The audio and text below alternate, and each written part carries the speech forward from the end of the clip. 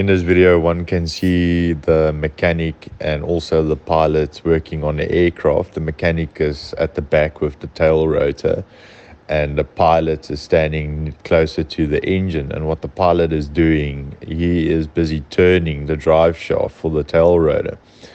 And the reason why he's doing this is so that the mechanic can hear the bearings on this drive shaft to understand which ones are busy giving problems.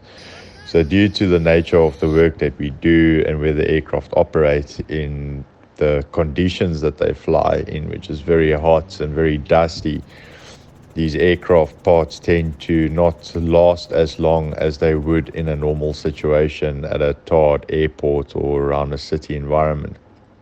So one has to do a lot of preventative maintenance, as it's called, always doing thorough checks, going through the whole aircraft and finding these parts that are showing signs of not working 100% to replace these parts to ensure absolute safety, as these helicopters are vital to the work that we do.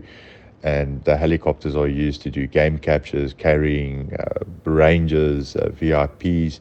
So one wants to be sure that these machines are operating 100% and always safe, so that we have no incidences. And luckily we've got amazing teams of mechanics that work on all aircraft involved in our operations and make sure that everything is 100% and even more safe. And that for the pilots, the passengers, the animals, and the people around the park areas where these aircraft operate.